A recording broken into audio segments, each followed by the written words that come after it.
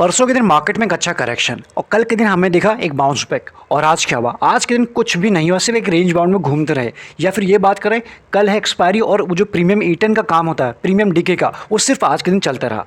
साथ ही में इसके साथ मार्केट में, ग्लोबल मार्केट में कई सारी न्यूज़ भी है। फिर चाहे वो चाइना की न्यूज़ हो या हो यूएस एफडीए का, यूएस फेड का आउटकम हो, ये कई सारी चीज़ें हैं। इन सब के बाद भी जो हमारा मार्केट क्लोज हुआ है, आप यहाँ देख पाएंगे सेंसेक्स फ्लैट में क्लोज हुआ है, निफ्टी फ्लैट में क्लोज हुआ है। यानी 500 एक ऐसा इंपॉर्टेंट सपोर्ट था और 600 एक सप्लाई जोन था, उसी के बीच में पूरे दिन टहलता रहा और इससे ज़्यादा कुछ नहीं है। जो क्लोज हुआ है लाल निशान में क्लोज हुआ है। बैंक निफ्टी की बात करें, बैंक निफ्टी भी कुछ वैसा ही काम किया आज के दिन। बैंक निफ्टी ने एक रेंज में, छोटी सी रेंज में घूमते रहा एंड जो क्लोज हुआ है 0.78% डाउन हुआ है। इन सब के बाद तेज़ी कहीं थी, कहीं बाइंग हो रही थी, वो है मिड कैप 100 में।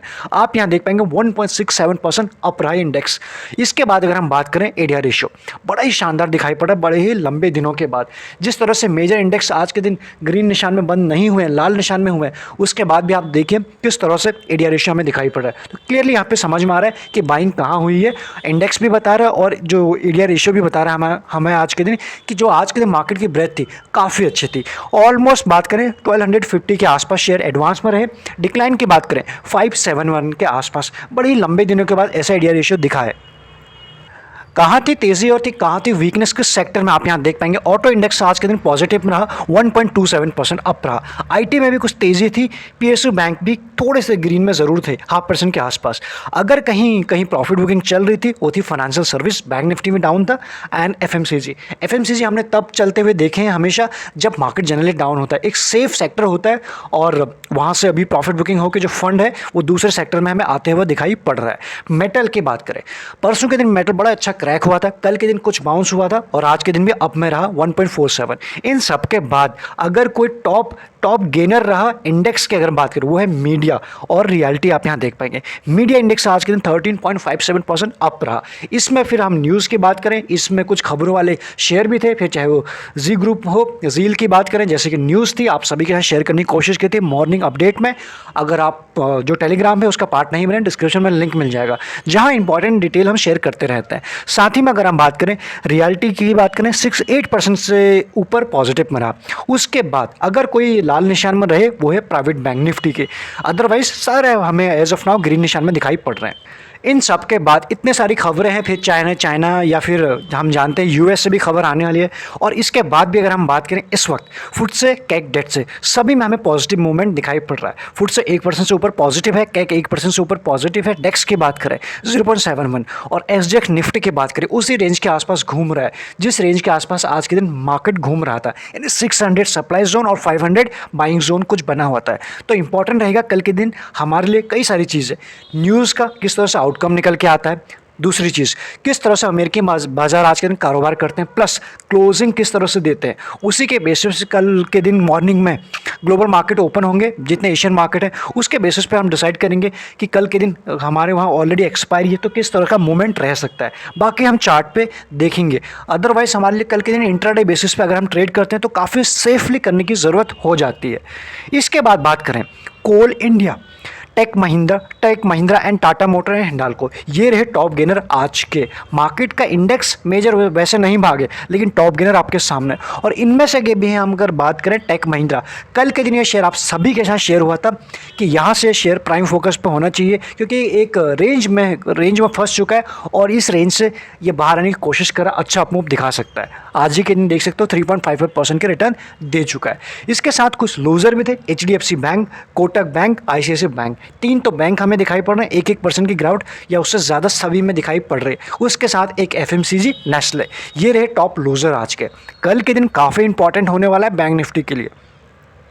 इसके बाद बात करते हैं इंडिया विक्स के ऊपर। एज ऑफ नाउ कूल हुआ है, ज़्यादा कूल नहीं हुआ, ज़्यादा ठंडा आज के दिन नहीं हुआ है। कल के दिन अच्छा ठंडा हो चुका था, बट एज ऑफ नाउ भी कंफर्टेबल है, उतने डेंजर का साइन अभी भी नहीं दे रहा है।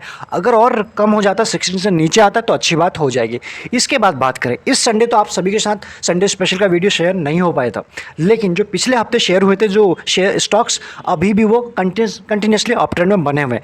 पहला जो नाम है कजारिया, आप यहाँ देख पाएंगे आज के दिन 5% के आसपास पॉजिटिव में रहा। जैसे ही मार्केट ने ज़रा सी ढील दी, शेयर अपने चल दिया अपने अपने रफ्तार से। जिस लेवल के आसपास आपके साथ शेयर हुए थे, कोई भी स्टॉक की अगर हम बात करें, कुछ इंपॉर्टेंट लेवल के आसपास ही शेयर हुए थे। इसलिए ऐसा नहीं कि सिर्फ एक दिन चलेंगे और उसके बाद वापस से ठंडे पड़ जाएंगे। जब जब मौका मिलेगा, आप यहाँ देख सकते हो अच्छा रिटर्न इसने दिया है। अभी भी दूर के लेवल दिखाई पड़ सकता है, लेकिन अपने अपने टाइम हॉराइजन के हिसाब से आप इसमें प्रॉफिट बुकिंग भी करते जाइए। दूसरा शेयर भी आप देख सकते हो, ये भी शेयर हुआ था आपके साथ 2.69%, आज पॉजिटिव था।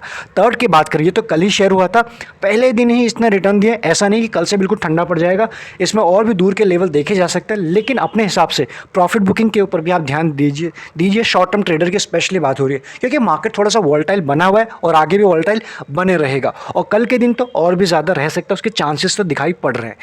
साथ में बात करें ग्रैन्यूल्स, ये एक ऐसा स्टॉक है जो कल के लिए या फिर कमिंग डेज में हमारे प्राइम फोकस पे होना चाहिए, क्योंकि जिस लेवल के आसपास दिखाई पड़ रहा है एक अच्छा लेवल है, अच्छा यहाँ से बाउंस बैक एक्सपेक्ट हम कर रहे हैं। तो देखते हैं कि कल आता है या फिर सेकंड हाफ में आता है, अदरवाइज यहाँ से एक अच्छा गेन दे सकता है, प्राइम फोकस पे होना चाहिए।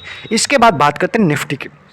निफ्टी में जो करेक्शन रिजॉल्व हुआ, कल के दिन कुछ अपमूव हमें दिखा था, एक बुलिश कैंडल बनी थी, एंड हम वापस आज के दिन जो कुछ कारोबार तो ज़्यादा हुआ नहीं, एक ही रेंज में फंस के रह गए थे।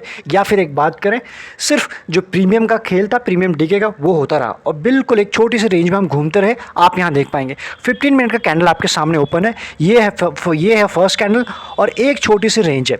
तो कल के लिए भी सीधा हमें लेवल समझ में आ रहा है, बड़ा ही सिंपल है, 17,600 और 17,500, ये है दो रेंज। 100 पॉइंट की एक ऐसी रेंज है, अगर इसको ब्रेक करेगा तो सीधा ऊपर जाएंगे, एंड अगर इसको ब्रेक करेगा तो नीचे। अदरवाइज जब तक इस रेंज के बीच में आपको समझ गए कि यहाँ पे बेचना है, यहाँ पे खरीदना है, कुछ इस तरह से रेंज अभी समझ में आ रही है। किस तरह का मूवमेंट दिखाएगा, किस तरह से ग्लोबल मार्केट ओपन होते हैं, किस तरह से हमें स्टार्ट मिलता है, वो इंपॉर्टेंट रहेगा कि स्टार्ट किस तरह से मिल रहा है। तो इन लेवल के ऊपर हमारी ध्यान ज़रूरी होना चाहिए। इसके बाद बात करते हैं बैंक निफ्टी की। बैंक निफ्टी में भी ज़्यादा कुछ नहीं हुआ, आप ये देख पाएंगे, ये थी एक रेंज एंड उसके बाद धीरे धीरे ये रेंज, और ये रेंज क्या निकल के आ रही है, अगर हम बात करें नीचे की, पहले बात करें, कल भी इसी लेवल के आसपास सपोर्ट लिया था, फर्स्ट टाइम, सेकंड टाइम और थर्ड टाइम। ये लेवल क्या निकल के आ रहा है, 36,900। तो ये तो रह गया पहला हमारे लिए कल के लिए, ये टूटेगा तो सीधा हमें 36,550 से लेकर 500 के लेवल दिखाई पड़ेंगे।